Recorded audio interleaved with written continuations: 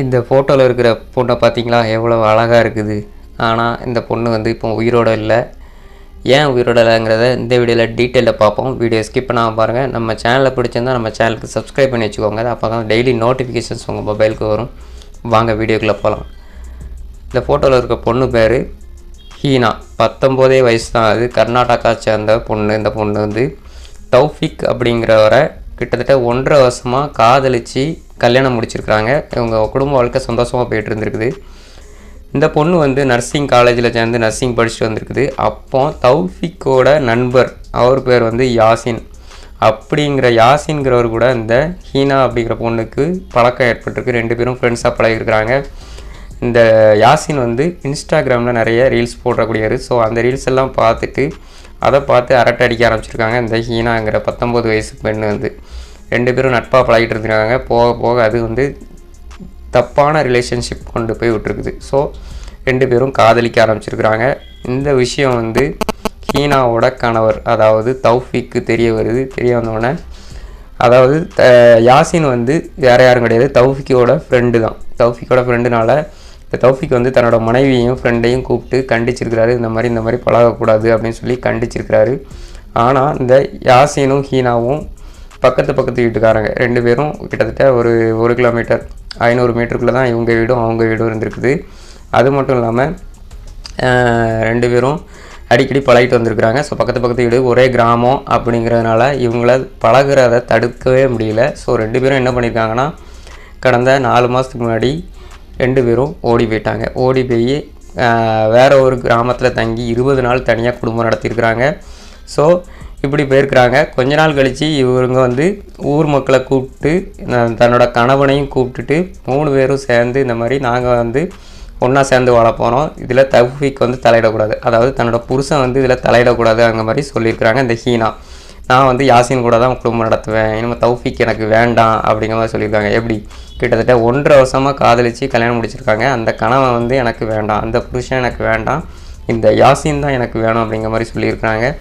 So இதனால் ரொம்ப மனமுடைஞ்சு போனேன். தௌஃபிக் என்ன பண்ணுறான்னா, ஸோ ஓகே நீங்கள் வாழ்ந்துட்டு போங்க, இல்லை என்னென்னு நாசமாக போங்க அப்படின்னு சொல்லி இனிமேல் அவங்க காதலில் தலையிட மாட்டேன் அப்படின்னு சொல்லி விலகியிருக்கிறான். ஸோ இதுதான் நடந்திருக்குது. அதுக்கப்புறம் இந்த யாசினும் ஹீனாவும் ஒரு கிராமத்தில் போய் அதே கிராமத்தில் தனியாக வீடு எடுத்து தங்கியிருக்கிறாங்க. அப்போ தான் அந்த கிராமத்தில் ஒரு திருவிழா வருது. ஸோ அந்த திருவிழாவில் யாசினும் ஹீனாவும் போய் கலந்துக்கிறாங்க. அதே டைமில் தௌஃபிக்கும் வரான்.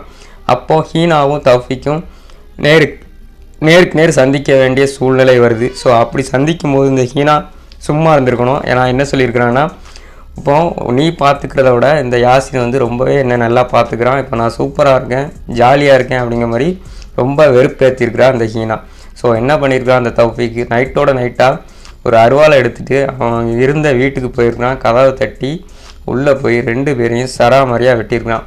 அதை தடுக்க வந்த ஹீனாவோட அம்மாவையும் வெட்டியிருக்கிறான், அவங்க ரிலேஷன்ஸையும் வெட்டியிருக்கிறான். ஸோ இதில் சம்பவ இடத்துலேயே ஹீனாவும் யாசினும் இறந்து போயிருக்கிறாங்க. சம்பவ இடத்துக்கு போலீஸ்காரங்க வந்திருக்கிறாங்க. போலீஸ்காரங்க இவங்க 2 பேரும் உடலையும் மீட்டு போஸ்ட்மார்ட்டத்துக்கு அனுப்பி வச்சுருக்காங்க. அதுவே படுகாயமடைஞ்ச அவங்களோட அம்மா ரிலேட்டிவ்ஸையும் எடுத்து ஹாஸ்பிட்டலுக்கு அனுப்பியிருக்கிறாங்க. ஸோ இப்போது அந்த தௌஃபிக்கையே எடுத்து கஸ்டடி எடுத்து அவங்கள வந்து ஜெயிலில் தள்ளி அரெஸ்ட் பண்ணியிருக்காங்க. ஸோ இதுதான் அந்த சம்பவம். ஸோ அந்த சம்பவம் மூலமாக என்ன தெரிய வருதுன்னா, 19 வயசில் ஒரு பொண்ணு காதலிக்குதுன்னா அது இந்த மாதிரி காதலாக தான் இருக்கும். அது பேர் வந்து காதல் இல்லை, அதுக்கு பேர் வந்து வேறு, அது சொல்ல முடியாது. ஸோ தயவு செஞ்சு இந்த மாதிரி படிக்கிற வயசில் படிக்காமல் காதல்ங்கிற பேரில் வேறு விஷயத்த நீங்கள் போய் முன்னெடுக்காதீங்க. 19 வயசில் காதலித்து கல்யாணம் பண்ணால் அந்த காதல் கல்யாணம் வந்து கண்டிப்பாக நிலைக்காது அப்படிங்கிறதுக்கு இந்த சம்பவம் கரெக்டான உதாரணம். ஏன்னா 19 வயசில் காதலிக்கிறது அது காதல் கிடையாது, அது வந்து உங்கள் உணர்ச்சிகள். அதாவது அந்த டைமில் அந்த டீனேஜ் வந்து அந்த ஏஜில் தான் உங்கள் ஹார்மோன்ஸ் வந்து சுரக்க ஆரம்பிக்கும். ஸோ அது வந்து உங்கள் அழகான பெண்ணையோ அழகான ஆணையோ பார்த்த உடனே காதல் வரும். அதுக்கு பேர் காதல் கிடையாது, அது வந்து ஒரு அட்ராக்ஷன். அந்த அட்ராக்ஷனில் போய் நீங்கள் விழுந்து அதிலே கல்யாணம் பண்ணிட்டீங்கன்னா அந்த அட்ராக்ஷன் வந்து கிட்டத்தட்ட ஒரு 1 மாதமோ 2 மாதமோ தான் இருக்கும். ஏன்னா இந்த தௌஃபிக் ஹீனா வந்து கல்யாணம் பண்ணி 30 நாள்லேயே இன்னொருத்தங்க கூட போயிருக்கிறான். ஸோ அந்த அட்ராக்ஷன் வந்து ஒரு 30 நாளோ 1 மாதமோ 2 மாதமோ தான் அந்த அட்ராக்ஷன் இருக்கும். அதுக்கப்புறம் அந்த அட்ராக்ஷன் போயிடும். ஸோ அது போயிடுச்சுன்னா அதுக்கப்புறம் அந்த காதலே கிடையாது, அது வந்து காதல் கிடையாதுனால அந்த அட்ராக்ஷன் போயிடும். ஸோ தயவு செஞ்சு அந்த மாதிரி படிக்கிற வயசில் படிக்காமல் காதல்ங்கிற பேரில் அசிங்கமான வேலைகளை பார்க்காதீங்க. அதை பார்த்தீங்கன்னா அந்த மாதிரி கொலை, தற்கொலை, இல்லைன்னா டைவர்ஸ் இதில் தான் போய் உங்கள் வாழ்க்கை முடியும். தயவு செஞ்சு இந்த மாதிரி தப்பான முடிவு, காதல்ங்கிற பேரில் தவறான டெசிஷன் எடுத்து உங்கள் வாழ்க்கையை நீங்களே அழிச்சிக்காதீங்க அப்படிங்கிறதான் இந்த சம்பவம் நம்மளுக்கு எடுத்துரைக்குது. நீங்கள் என்ன நினைக்கிறீங்கன்னு மக்களே இந்த கமெண்ட்டில் சொல்லுங்கள். வீடியோ பிடிச்சிருந்தா எல்லாருக்கும் ஷேர் பண்ணி விடுங்க. நம்ம சேனலுக்கு சப்ஸ்கிரைப் பண்ணி வச்சுக்கோங்க. நம்ம சேனலை சப்போர்ட் பண்ணுங்கள். மீண்டும் மற்றும் ஒரு சம்பவத்தை சந்திக்கலாம். அண்டில் தென் பாய்.